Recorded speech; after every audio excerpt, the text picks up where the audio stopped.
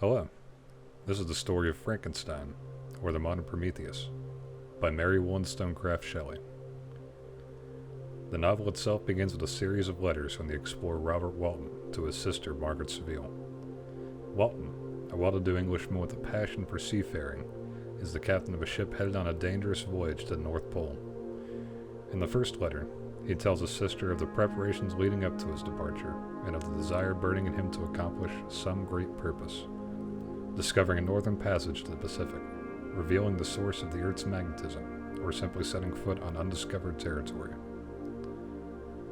Letter 1. To Miss Seville, England.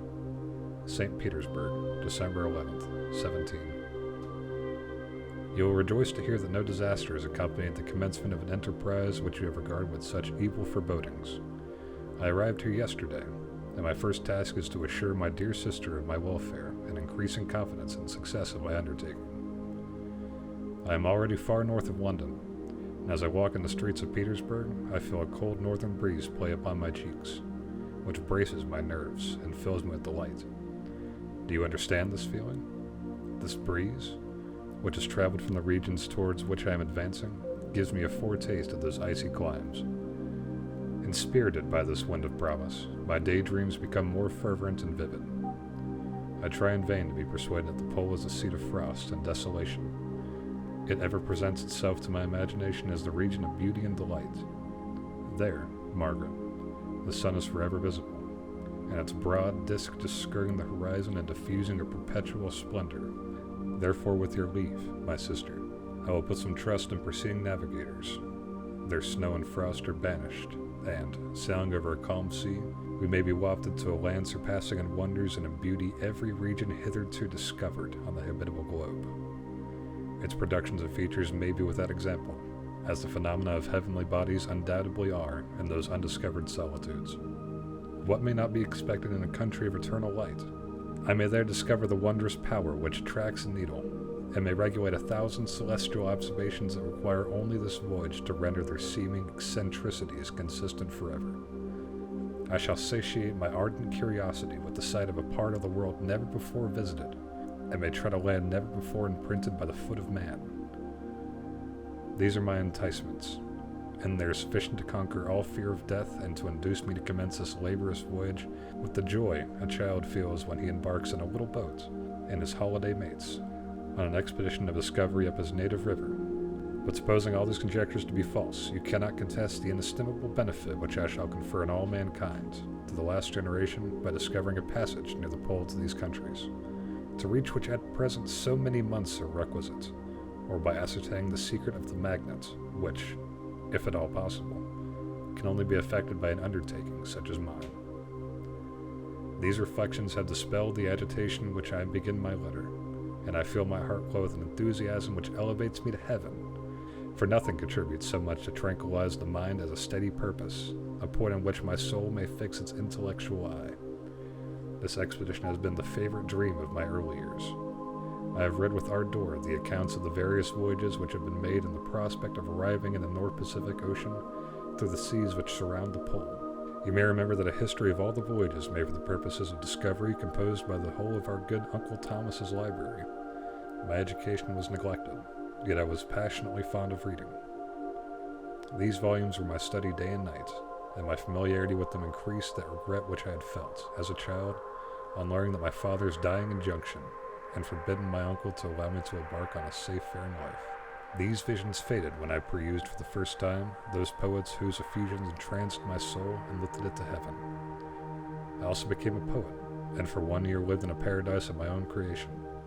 I imagined that I also might obtain a niche in the temple where the names of Homer and Shakespeare are consecrated. You are well acquainted with my failure, and how heavily I bore the disappointment. But just at that time I inherited the fortune of my cousin, and my thoughts were turned into the channel of their earlier bent. 6 years have passed since I resolved my present undertaking. I can, even now, remember the hour from which I dedicated myself to this great enterprise. I commenced my inuring body to hardship. I accompanied the whale fishers in several expeditions to the North Sea. I voluntarily endured cold, famine, thirst, and want of sleep. I often worked harder than the common sailors during the day and devoted my nights to the study of mathematics, the theory of medicine, those branches of physical science from which a naval adventurer might derive the greatest practical advantage. Twice I actually hired myself as an undermate in a Greenland whaler, and acquitted myself to admiration. I must own that I felt a little proud when my captain offered me the second dignity in the vessel and entreated me to remain with the greatest earnestness, so valuable that he considered my services.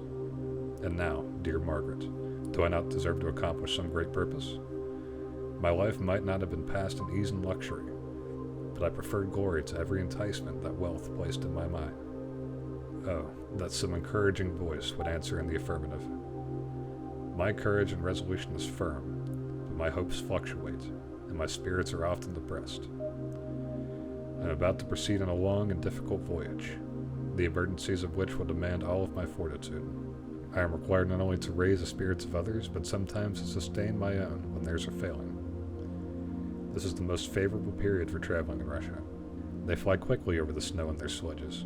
The motion is pleasant, and, in my opinion, far more agreeable than that of an English stagecoach. The cold is not excessive, and if you are wrapped in furs, a dress which I have already adopted, for there is a great difference between walking the deck and remaining seated motionless for hours, when no exercise prevents the blood from actually freezing in your veins. I have no ambition to lose my life in the post road between St. Petersburg and Archangel. I shall depart for the latter town in a fortnight or 3 weeks, and my intention is to hire a ship there, which can easily be done by paying the insurance for the owner, and to engage as many sailors as I think necessary among those who are accustomed to the whale fishing. I do not intend to sail until the month of June. And when shall I return? Dear sister, how can I answer this question? If I succeed, many, many months, perhaps years, will pass before you and I meet. If I fail, you will see me again soon, or never. Farewell, my dear, excellent Margaret. Heaven shower down blessings on you, and save me, that I may again and again testify my gratitude for all your love and kindness. Your affectionate brother, R. Walton. Letter 2. To Miss Seville, England. Archangel, 28th March, 17. How slowly the time passes here, encompassed as I am by frost and snow. Yet a second step is taken towards my enterprise. I have hired a vessel, and am occupied in collecting my sailors. Those whom I have already engaged appear to be men on whom I can depend, and are certainly possessed of dauntless courage. But I have one want which I have never yet been able to satisfy. In the absence of the object which I now feel is most severe evil, I have no friend, Margaret. When I am glowing with the enthusiasm of success, there will be none to participate in my joy. If I am assailed by disappointment, no one will endeavor to sustain me in dejection. I shall commit my thoughts to paper. It is true, but that is a poor medium for the communication of feeling. I desire the company of a man who could sympathize with me, whose eyes would reply to mine. You may deem me romantic, my dear sister, but I bitterly feel the want of a friend. I have no one near me, gentle yet courageous, possessed of a cultivated as well as a capacious mind, whose tastes are like my own, to approve or amend my plans. How would such a friend repair the faults of your poor brother? I am too ardent in the execution and too impatient of difficulties. But it is still a greater evil to me that I am self-educated. For the first 14 years of my life, I ran wild on a common, and read nothing but our Uncle Thomas's books of voyages. At that age, I became acquainted with the celebrated books of poets in our country, but it was only when it had ceased to be in my power to derive its most important benefits from such a conviction that I perceived the necessity of becoming acquainted with more languages than that of my native country. Now I am 28, and am in reality more illiterate than many schoolboys of 15. It is true that I have thought more, and that my daydreams are more extended and magnificent, but they want, as the painters call it, keeping, and I greatly need a friend who would have sense enough not to despise me as a romantic, and affection enough for me to endeavor to regulate my mind. Well, these are useless complaints.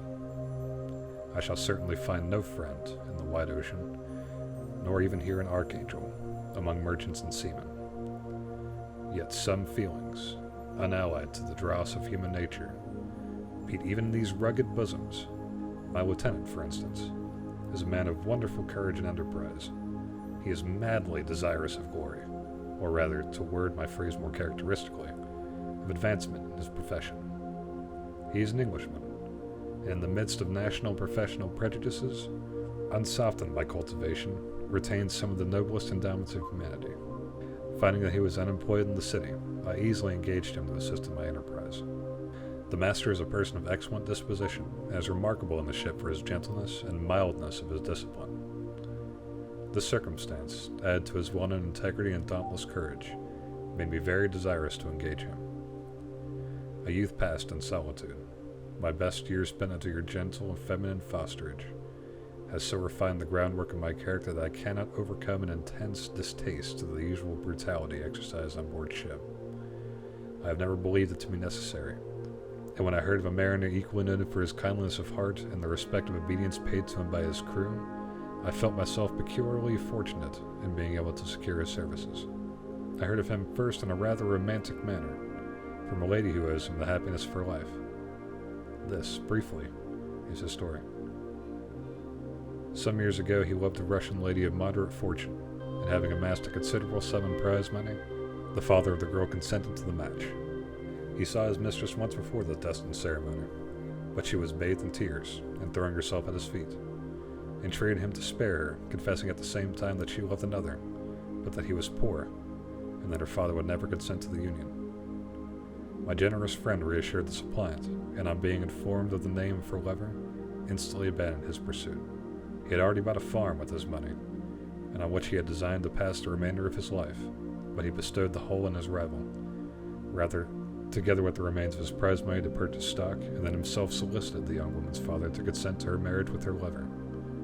But the old man decidedly refused, thinking himself bound in honor to my friend, who, when he found the father inexorable, quitted his country, nor returned until he heard that his former mistress had married according to her inclinations.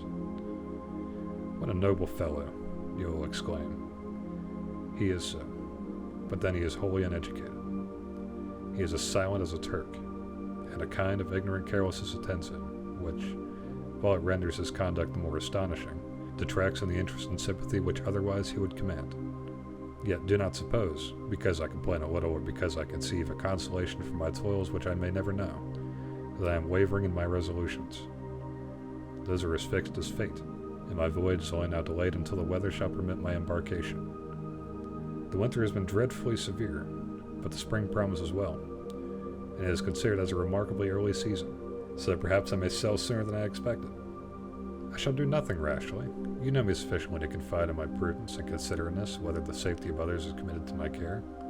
I cannot describe to you my sensations on the near prospect of my undertaking. It is impossible to communicate to you a conception of the trembling sensation, half pleasurable and half fearful, with which I am preparing to depart. I am going to unexplored regions, to the land of mist and snow, but I shall kill no albatross. Therefore do not be alarmed for my safety, or if I should come back to you as worn and woeful as the ancient mariner. You will smile at my illusion, but I will disclose a secret. I have often attributed my attachment to, my passionate enthusiasm for, the dangerous mysteries of ocean to that production of the most imaginative of modern poets. There is something at work in my soul which I do not understand. I am practically industrious, painstaking, a workman to execute with perseverance and labor. But besides this, there is a love for the marvelous, a belief in the marvelous, intertwined in all my projects, which hurries me out of the common pathways of men, even to the wild sea and unvisited regions I am about to explore. But to return to dear considerations, I shall meet you again. After having traversed immense seas and returned by the most southern cape of Africa or America, I dare not expect such success, yet I cannot bear to look on the reverse of the picture. Continue for the present to write me by every opportunity. I may receive your letters on some occasions when I need them most to support my spirits. I love you very tenderly. Remember me with affection, should you never hear from me again. Your affectionate brother, Robert Walton. Letter 3, to Miss Seville, England, July 7th, 17. My dear sister, I write a few lines in haste to say that I am safe, and well advanced on my voyage. This letter will reach England by a merchantman now on its homeward voyage from Archangel, more fortunate than I, who may not see the native land, perhaps, for many years. I am, however, in good spirits. My men are bold and apparently firm of purpose. nor do the floating sheets of ice that continually pass us, indicating the dangers of the region towards which we are advancing, appear to dismay them. We have already reached a very high latitude, but it is the height of summer, and although not so warm as in England, the southern gales, which blow us steadily towards those shores which I so ardently desired to attain, breathe a degree of renovating warmth which I had not anticipated. No incidents have hitherto befallen us that would make a figure in a letter. 1 or 2 stiff gales and the spring of a week are accidents which experienced navigators scarcely remember to record, and I shall be well content if nothing worse happened to us during our voyage. Adieu, my dear Margaret. Be assured that for my own sake, as well as yours, I will not rashly encounter danger. I will be cool, persevering, and prudent. But success shall crown my endeavors. Wherefore not? Thus far I have gone, tracing a secure way over the pathless seas, the very stars themselves being witness and testimonies of my triumph. Why not still proceed over the untamed yet obedient element? What can stop the determined heart and resolved will of man? My swelling heart involuntarily pours itself out thus, but I must finish. Heaven blessed my beloved sister. R.W. Letter 4. To Miss Seville, England, August 5th, 17. So strange an accident has happened to us that I cannot forbear recording it, although it is very probable that you will see me before these papers can come into your possession. Last Monday, July 31st, we were nearly surrounded by ice, which closed in the ship on all sides, scarcely leaving her the serum in which she floated. Our situation was somewhat dangerous, especially as we were compassed round by a very thick fog. We accordingly lay to, hoping that some change would take place in the atmosphere and weather. About 2 o'clock, the mist cleared away, and we beheld, stretched out in every direction, vast and irregular plains of ice, which seemed to have no end. Some of my comrades groaned, and my own mind began to grow watchful with anxious thoughts, when a strange sight suddenly attracted our attention, and diverted our solicitude from our own situation. We perceived a low carriage, fixed on a sled and drawn by dogs, pass on towards the north, at the distance of half a mile.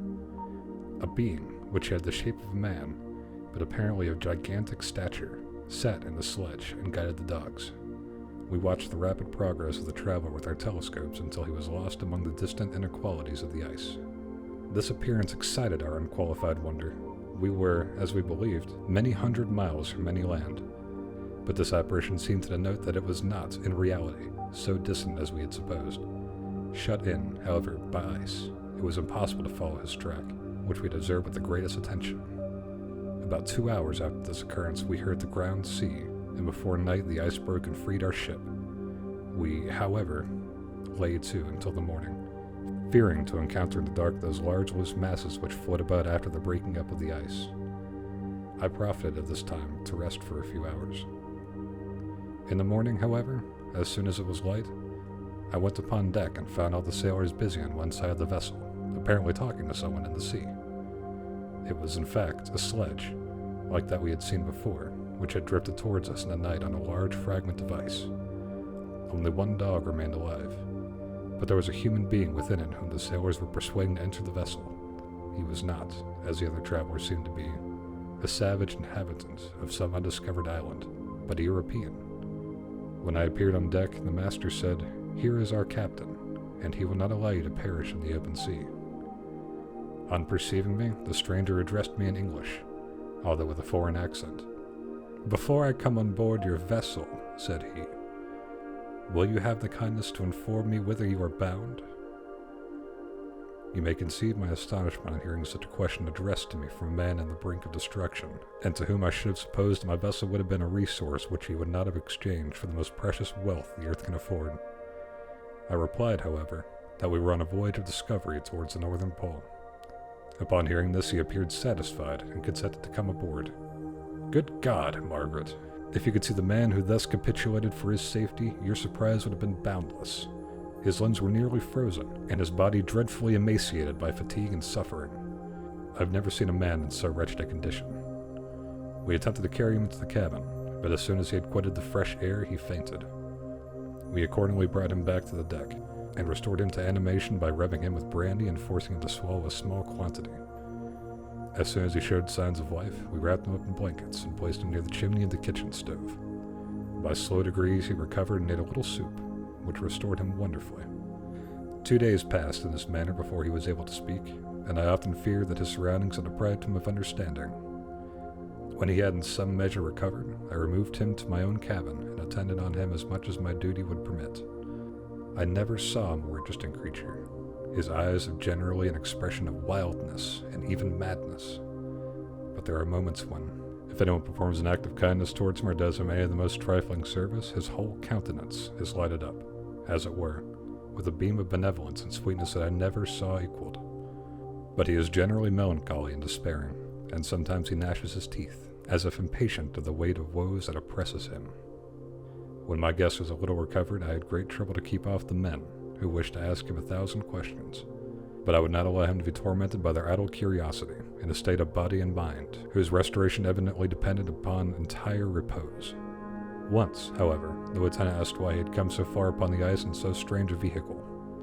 His countenance instantly assumed an aspect of the deepest gloom, and he replied, "To seek one who fled from me." "And did the man whom you pursued travel in the same fashion?" "Yes." "Then I fancy we have seen him. For the day before we picked you up, we saw some dogs drawing a sledge, with a man in it, across the ice." This aroused the stranger's attention, and he asked a multitude of questions concerning the route of which the Daemon, as he called him, had pursued. Soon after, when he was alone with me, he said, "I have, doubtless, excited your curiosity, as well as that of those good people, but you are too considerate to make inquiries.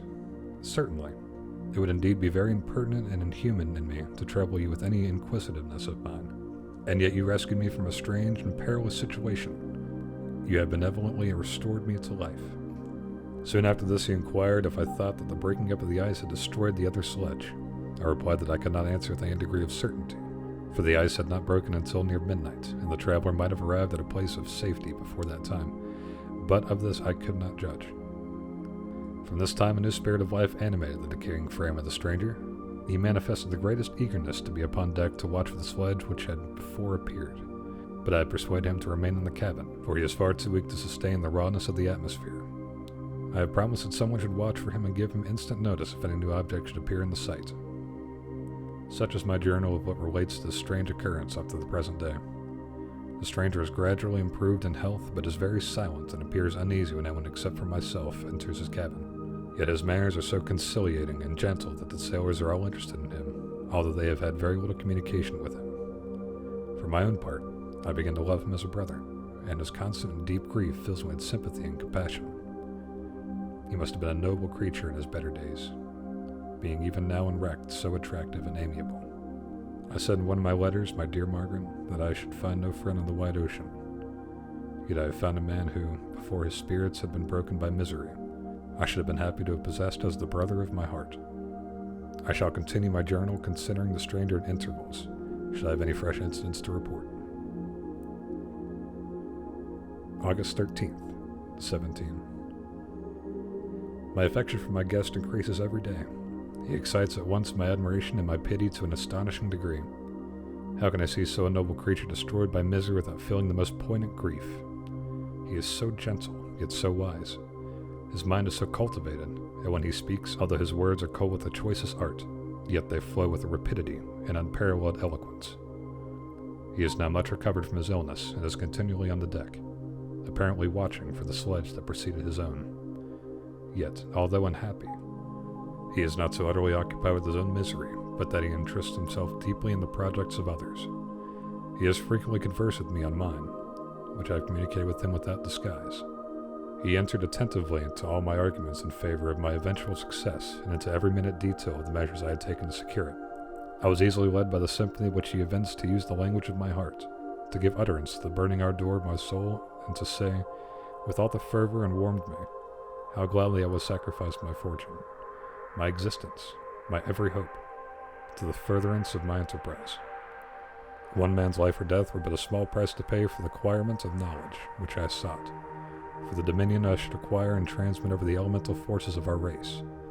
As I spoke, a dark gloom spread over my listener's countenance, At first I perceived that he tried to suppress his emotion. He placed his hands before his eyes, and my voice quivered and failed me as I beheld tears trickle fast from between his fingers. A groan burst from his heaving breast. I paused. At length he spoke, in broken accents. "Unhappy man, do you share my madness? Have you drunk also of the intoxicating draught? Hear me, let me revel my tale, and you will dash the cup from your lips."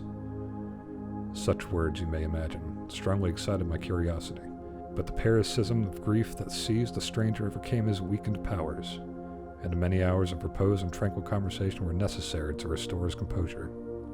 Having conquered the violence of his feelings, he appeared to despise himself for being the slave of passion, and clawing the dark tyranny of despair, he led me again to converse concerning myself personally. He asked me the history of my earlier years. The tale was quickly told, but it awakened various trains of reflection. I spoke of my desire of finding a friend, of my thirst for more intimate sympathy with a fellow mind than had ever fallen into my lot, and expressed my conviction that a man could boast of little happiness who did not enjoy this blessing. "I agree with you," replied the stranger. "We are unfashioned creatures, but half made up. If one wiser, better, dearer than ourselves, such a friend ought to be. Do not lend his weak to perfection our weak and faulty natures. I once had a friend, the most noble of human creatures, and entitled, therefore, to judge respecting friendship. You have hope, and the world before you, and have no cause for despair. But I have lost everything, and cannot begin life anew." As he said this, his countenance became expressive of a calm, settled grief that touched me to the heart, but he was silent, and presently retired to his cabin. Even broken in spirit as he is, no one can feel more deeply than he does the beauties of nature. The starry sky, the sea, and every sight afforded by these wonderful regions seems still to have the power of elevating his soul from earth. Such a man has a double existence. He may suffer misery and be overwhelmed by disappointments, yet when he has retired into himself, he will be like a celestial spirit that has a halo around him, within whose circle no grief or folly ventures. Will you smile at the enthusiasm I express concerning this divine wanderer? You would not know if you saw him. You have been tutored and refined by books in retirement from the world, and you are therefore somewhat facetious. But this only renders you more fit to appreciate the extraordinary merits of this wonderful man. Sometimes I have endeavored to discover what quality it is which he possesses that elevates him so immeasurably above any other person I ever knew. I believe it to be an intuitive discernment, a quick but never failing power of judgment, a penetration into the causes of things unequaled for clearness and precision. Add to this a facility of expression and a voice whose varied annotations are a soul-subduing music. August 19th, 17. Yesterday the stranger said to me, "You may easily perceive, Captain Walton, that I have suffered some great and unparalleled misfortunes. I had determined at one time that the memory of these evils should die with me. But you have won me to alter my determination. You seek for knowledge and wisdom, as I once did, and I ardently hope that the gratification of your wishes may not be a serpent to sting you, as mine has been. I do not know that the relation of my disasters will be useful to you, yet, when I reflect that you are pursuing the same course, exposing yourself to the same dangers which have rendered me what I am, I imagine that you may deduce an apt moral from my tale, one that may direct you if you succeed in your undertaking, console you in case of failure. Prepare to hear of occurrences which are usually deemed marvelous. Were we among the tamer scenes of nature, I might fear to encounter your unbelief, perhaps your ridicule. But many things will appear possible in these wild and mysterious regions which will provoke the laughter of those unacquainted with the ever-varied powers of nature. Nor can I doubt but that my tale conveys in its series of internal evidence of the truth of events of which it is composed.